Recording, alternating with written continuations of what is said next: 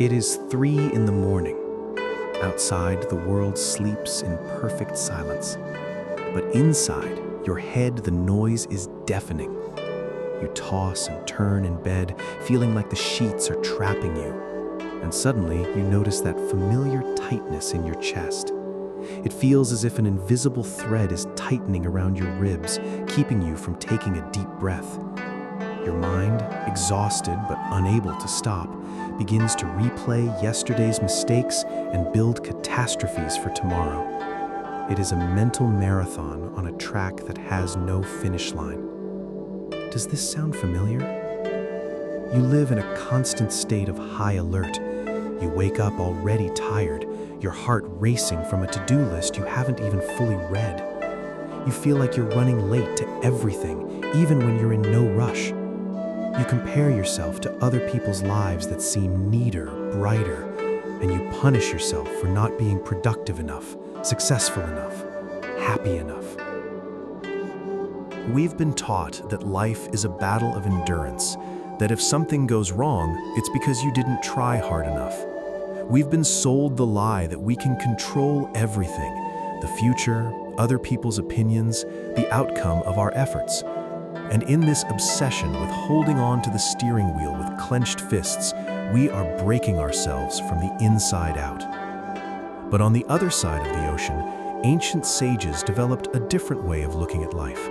It is a philosophy that doesn't ask you to fight the storm, but rather to learn to be the space that holds it.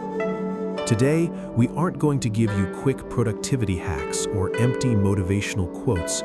We're going to explore a deep, ancient wisdom to learn how to let go of the oars, empty the mind of noise, and finally, breathe again.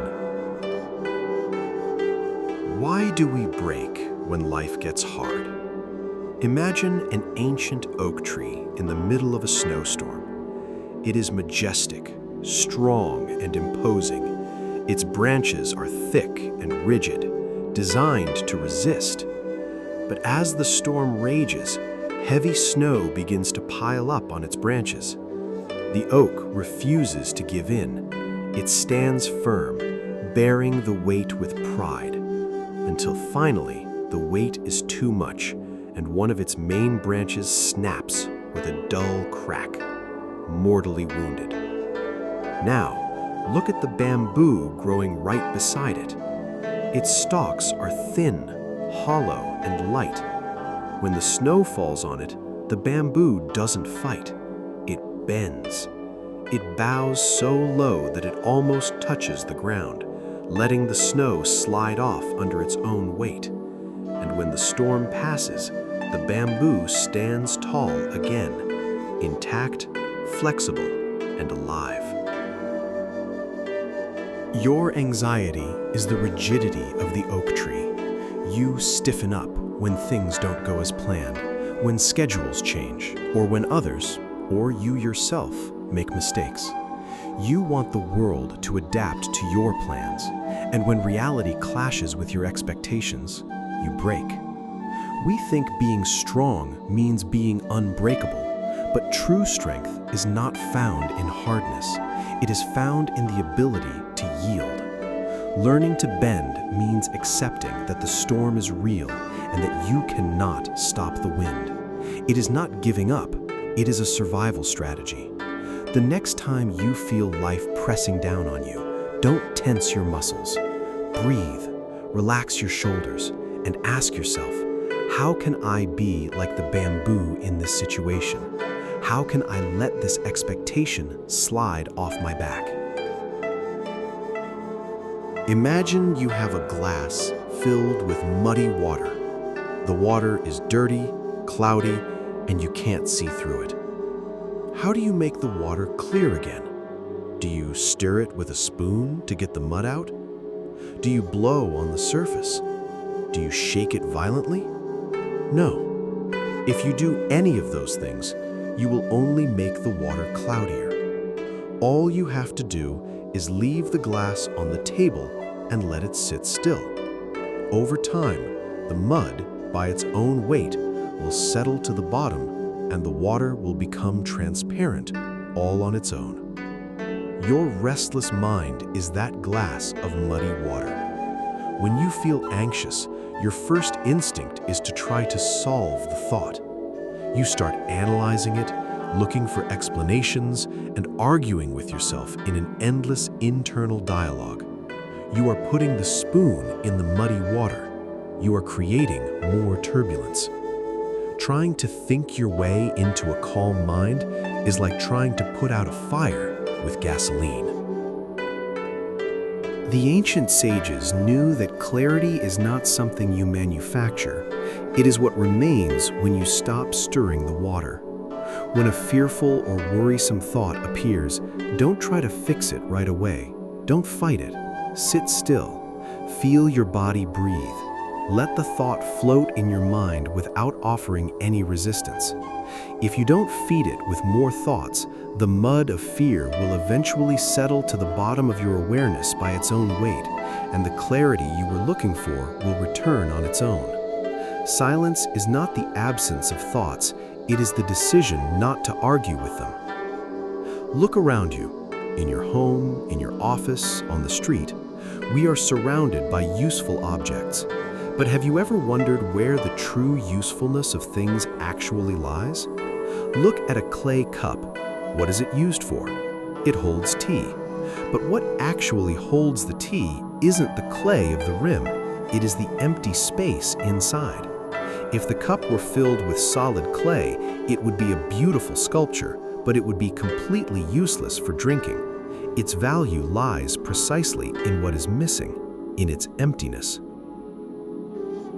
We have made the mistake of wanting to fill our inner cup to the very brim. We fill every second of our day with productivity, notifications, music, and planning.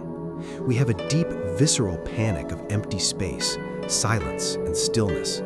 We feel that if we aren't doing something, we are wasting time. But a mind that is filled to the brim is a mind that cannot find peace. It has no room for creativity to enter, for wonder to show itself, or for your nervous system to rest. You need to create empty spaces in your day, pauses where you don't have to be anyone, where you don't have to achieve anything, and where there is no screen to look at. It is those precious minutes of silence that allow your spirit to breathe. You aren't wasting time, you are expanding the useful space of your vessel. Peace is not found by adding more things to your life, but by stripping away what is unnecessary. When we feel broken inside, after a disappointment, a loss, or a wave of anxiety, our first instinct is shame. We want to hide the break. We want to pretend we are perfect, that nothing hurts us, and that our life is a straight line of unbroken happiness. We put on a mask of invulnerability.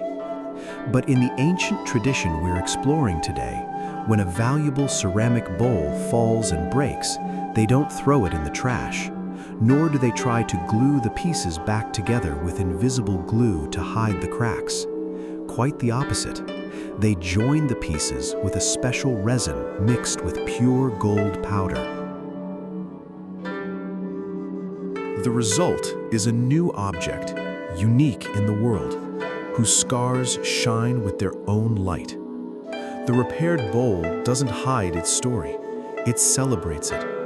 It is stronger and far more beautiful than the original bowl that never broke, because now it has character, history, and survival. Your wounds of anxiety, your fears, and your disappointments do not make you defective. They make you real. The gold in your life is the wisdom and compassion you develop when you learn to rebuild yourself. If you try to erase your past or pretend you have never been broken, you are rejecting the most valuable part of who you are. Emotional scars are the golden seams of your character. They remind you that you went to the hell of your own fear and managed to return. Do not apologize for your cracks. They are the channels through which your brightest light now enters. Imagine an archer aiming at a target. The archer does all the necessary work flawlessly. He checks the tension of the bow, the straightness of the arrow, the stance of his feet, and the rhythm of his breath. All his focus is on the center of the target. But there is a sacred moment in archery, the moment the fingers open and the string is released. Once the arrow has left the bow, the archer no longer has any control over it. A sudden gust of wind can blow it off course, a bird can cross its path, or the target can move. If the archer runs after the arrow, trying to push it through the air with his mind, he will only end up frustrated and exhausted. His work ended the instant he let go of the string.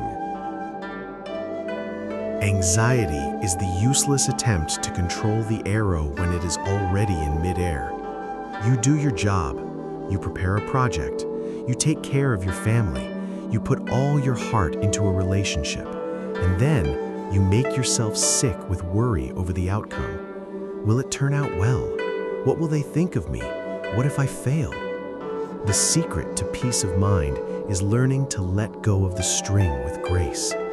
Give your best, put all your intention and effort into the present moment, the bow, and then have the humility to accept whatever the universe decides to return to you, the target. The outcome belongs to the wind. Only the purity of the shot belongs to you. Who were you before the world told you who you should be? Think about it for a second. If I take away your profession, your possessions, the opinions of your friends, and the expectations of your family, what is left? Most of us feel a sense of vertigo at this question because we have built our identity on external things. We have become statues highly sculpted by society's desires, and we are terrified that if the costume falls off, nothing will be left underneath. Sages of the past spoke of a state called the uncarved stone. Imagine a rock in the middle of the forest. It is gray, rough, and irregular. It has no defined use. It is not a table, a beam, or a statue. To the impatient eye, it is useless. But precisely because it has no fixed form, the stone contains within itself all possible forms. It is free. Your anxiety is the agonizing effort you make every day to maintain a shape that does not belong to you. The shape of the person who is always happy, the person who is always strong, the person who can handle everything. Returning to your original essence is a process of unlearning. It is peeling away the layers of paint that others put on you. You don't have to build yourself as if you were an engineering project. You have to clean yourself of the world's noise to remember that your value does not lie in what you produce, but in the simple fact of being here, breathing under the sun. Life is not an obstacle course that you must win in a hurry. Life is a subtle process, a change of seasons, where the winter of rest is just as necessary as the spring of action. Tomorrow, the world will try to push you again. It will demand that you run, worry, compare yourself, and tense your branches like the oak tree. In that moment, pause. Remember the bamboo that knows how to bend so it doesn't break. Remember the glass of muddy water that clears up only when you stop stirring it. Remember that you are a beautiful vessel because of the emptiness inside you, and that your scars shine with the gold of your resilience. Let go of the bowstring. Let go of control. Take a deep breath. Feel the air enter and leave your body without you having to make any effort to direct it. If you can trust that your lungs know how to breathe on their own, you can start trusting that life knows how to hold you if you stop resisting it. The peace you seek is not at the end of the road. It is in the silence of this very moment. Thank you for letting me walk with you in this return to your center. If this message has brought a little calm to your storm, rest in this space and share your thoughts in the comments. Sometimes knowing that others are also learning to let the mud settle is the only comfort we need. Until next time.